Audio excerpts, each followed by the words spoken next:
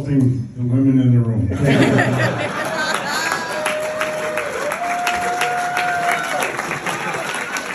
Actually, I'm a little disappointed. Sunil was what, tall, good-looking, what am I? Chocolate? I think I'm doing pretty good up here. When Jay said, let's have a dinner when you're leaving, I said, sounds like a good idea. I figured the Fall Creek House, back. I had no idea. This is absolutely fantastic. Thank you.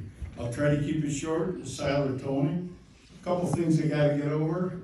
This is the out with the old, in with the new. Nick, would you stand up? Yeah, Nick.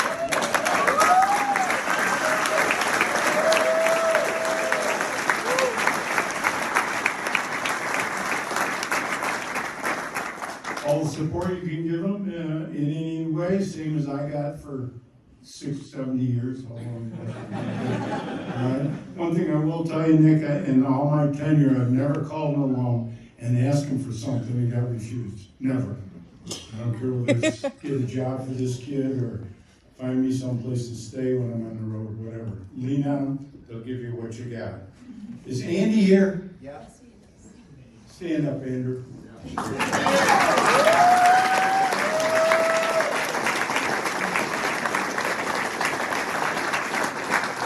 As you all know, Andy's our longtime athletic director, just retired.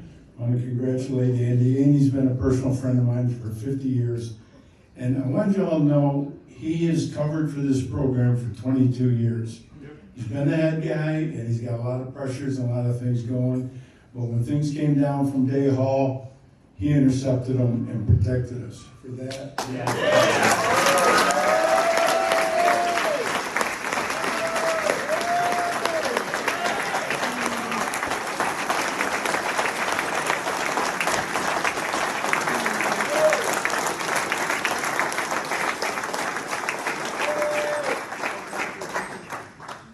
to go along those lines, you all know we've been fighting for survival since I've been here. It's been Title IX facilities, admissions, you name it.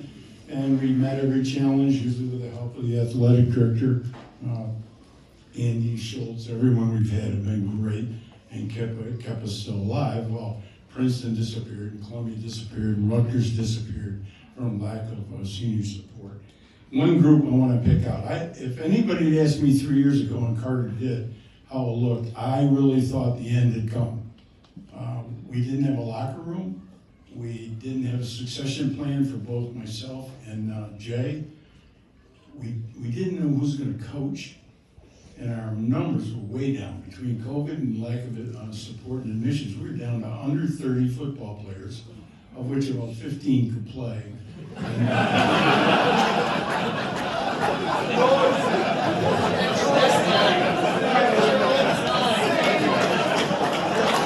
You guys have been around. You've been on West Point and they put 70 on you. It's tough, man, So I want to run through that very briefly, if you'd let me. Jay came in and picked up the wine, as he's always done. And he got our board of directors, who was really a special group together, and they sat down and said, how are we going to handle all these things? So they went to the locker room. They worked on it internally, got the money, got the plans. Recruited Mike Hall and Willie Evans, who were internal employees who could sneak around and find out what was going on. I think it'll actually, after 3 years, I think we'll actually have a locker room down by the scoreboard up on the left-hand side. It'll be nice by November. So hopefully we have our own home going on. And it was those guys that did it all. The other thing we had was we were getting our butt kicked, and we all been there. I was on an 0-8 team, so I know what it's like. But holding the team together, everybody gets hurt, and you're down in numbers, and you're not very good. You get your ass kicked. Who holds the team together? In our case, Bobby Gino. Mm-hmm.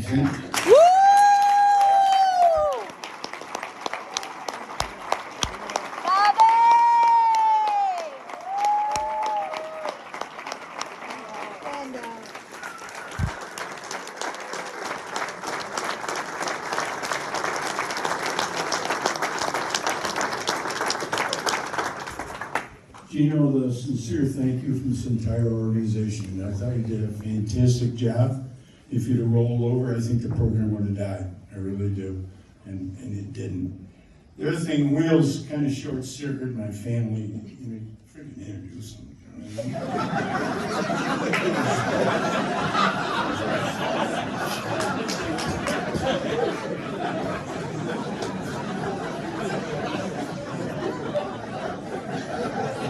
mean? The Cullen family is a little different. A lot of them are here, so they appreciate this. Sitting at the table is my wife, our anniversary tonight.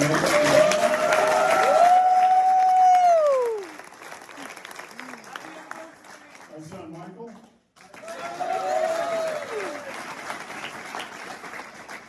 His son Aiden.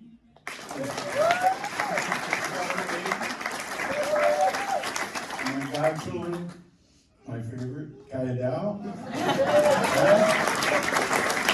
And me. Thank you very much. And coming out of the closet, not a lot of people know this, but Suzanne and I adopted Willie Evans years and years ago.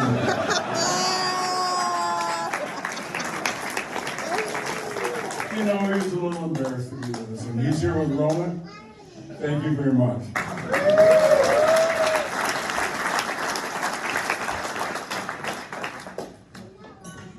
One person that's not here is Robert Cullen.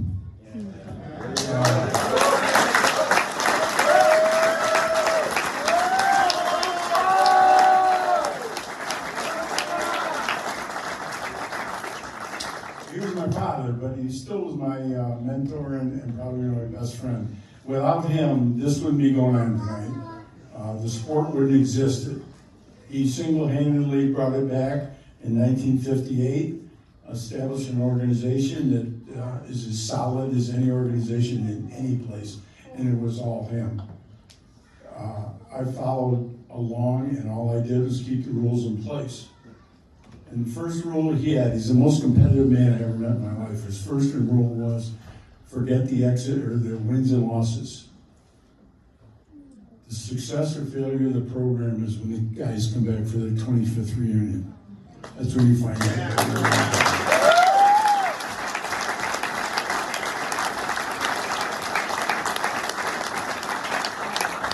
And he lived it. You all guys know that was here. Almost all of you came in for the close the door.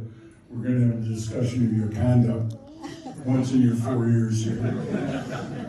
But the basic rule is we're family, we live with it, and you are part of the family no matter what you do. When you made a mistake, which is about one in every 4 years, somebody will make a mistake. You came in, you closed the door, you got your butt chewed out, but you were not kicked off the team. You never threw a person off the team. You might not play, but you were on the bus. And he lived by that. And he lived by follow the rules. Do not break the rules, period. And one great story. Do I have enough time? Yeah, you do. If you don't, who does? And I think the players will appreciate this more than anybody else. We're getting ready to win our first championship in 1975. We're at Rutgers, right? This is the first championship by any civilian team in the history of the league. Army Navy just won every year. We got a good football team. And we're getting ready to beat Rutgers, and Rutgers is a bunch of gangsters, but they're good football. So we're getting ready to swing down there, and the word goes out at the practice field. We practiced, or we weighed in on Wednesday, I think, in those days. I think it's 150, what was it, 58. 158 is the weight, which you got to make 158. And with my father, it's 158, not 158 and 1/4 or 1/8. It's 158 or less. So we're getting ready to go home, and they come over and they go, Sussman isn't making weight. Now, Donnie Sussman is arguably the best two-way football player in the history of the league.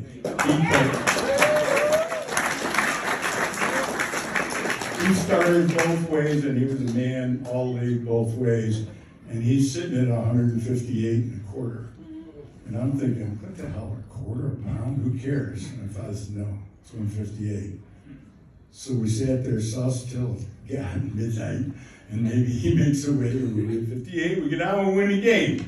Huh?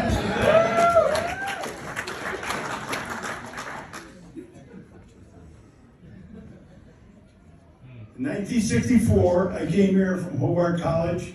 I've been accepted in the Johnson School.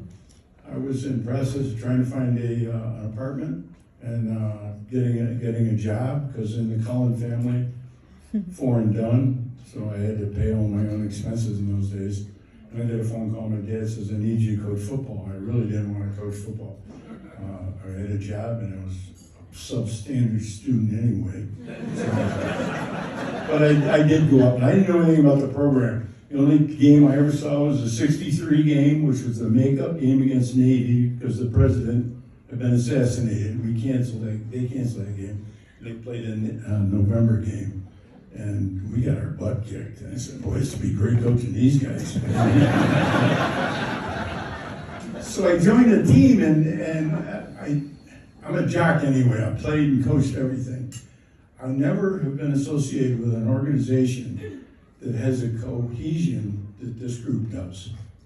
And I think it's unbelievable, and I don't know why it happens, and I wouldn't know how to reconstruct it. But you got guys here that have been out of school 60 years, and they're still involved. I had 2 phone calls this week from guys that graduated in the early 50s. And they want to know how the program is going, and how's the alumni weekend. Wow, that really is something special. So I would finish up by saying, I'd like to thank all of you. It's been my honor, and what a privilege, and what a great way to have a life. Getting up and loving everything I did. I love coaching football, and I love coaching this group. Thank you very much.